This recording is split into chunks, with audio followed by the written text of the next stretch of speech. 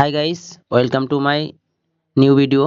তো ভিডিওটাই দেখতে থাকো ফার্স্ট থেকে শেষ পর্যন্ত, কোথায় যাচ্ছি আর কি করতে যাচ্ছি আমরা, ভিডিওটা দেখো। তো এই তো আমাদের ট্রেন ছেড়ে দিল নৈহাটির থেকে।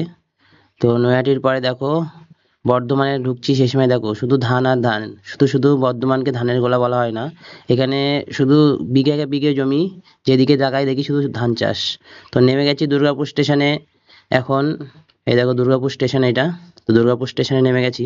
নেমে যাওয়ার পরে বাইরে এখন বাস ধরার জন্য আমি আর বোন দাঁড়িয়ে আছি, বাস ধরবো। তো বাস ধরে আমাদেরকে যেতে হবে, 5টার সময় নেমেছি আমরা, দুটো ট্রেন ধরেছি। তো বাসে উঠে গেছি।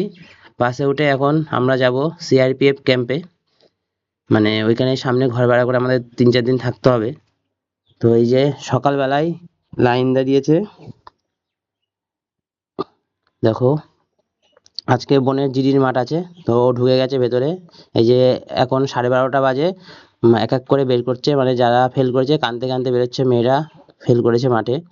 তো বোন পাস করে বেরোচ্ছে। এই যে দেখো, রাত্রেবেলায় ছেড়েছিল ওদেরকে, 7:30 বাজে এখন, মানে 5টার সময়, ভোরবেলায় 5টার সময় ঢুকে রাত্রেবেলায় ছেড়েছে।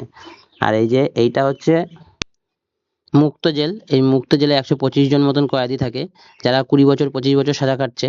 তো এইখানেই তারা থাকে, কোনো পালানোর স্কোপ নেই, পালাতে পারবে না এদেরকে। সকাল 5:30টার সময় ছেড়ে দেয়, আর 8:30টার সময় এদেরকে রাত্রেবেলায় ঢুকে যেতে হয়। কেউ পালাতে পারবে না, যেখান থেকে হোক খুঁজে বের করে নিয়ে আসবে।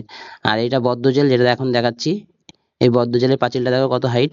তো এইখানটায় থেকে বেরোতে পারে না কয়েদিরা। আর এই যে বোন, রাত্রির এখন 8:30 বাজে, বোন মেডিকেল পাস করে বেরালো। মানে কি বলবো, বিশাল খুশি আমি। মানে আমি যেটা পারিনি ও সেটা পারলো। মানে আমি 2বার জিডিতে পাস করেছিলাম, 2বার মাঠে গেছি, 2বার হাইটে বাদ গেছি। তো আমার স্বপ্নটা ওর মধ্যে দিয়ে পূরণ হচ্ছে, এটাই আমি খুব খুশি। মানে আমি কেঁদে ফেলেছিলাম যখন ও মেডিকেল পাস করে বেরোলো। এই যে আমাদের ঘর ভাড়া, এই ঘর ভাড়া নিয়েছিলাম 3 দিন। তো আমাদের 300 টাকা করে গুনতে হয়েছে, শুধু রাত্রেবেলা এসে শুতাম। তাছাড়া তো আমি ক্যাম্পের সামনেই পড়ে থাকতাম যে ও পাস করলো কিনা। ভেতরে তো ঢোকে 5টার সময়, ঢোকে ভোরবেলায়, আর 7টা 8টার সময় বের করায় যারা পাস করে তাদেরকে। আর মেডিকেলে পাস করলো কিনা, আমি সবসময় ওই ক্যাম্পের মধ্যেই থাকতাম, ক্যাম্পের সামনে আর কি। সবাই থাকতো, এখানেই থাকতাম। মানে টেনশনে আমার ঘরের রুমে থাকতে পারতাম না, ওইখানেই বসে থাকতাম যে কি হচ্ছে না কি হচ্ছে। তো আমার স্বপ্নটা ওর মধ্যে দিয়ে পূর্ণ হচ্ছে, মানে আমি কি বলবো, খুব খুব আনন্দ। তো বাই বাই।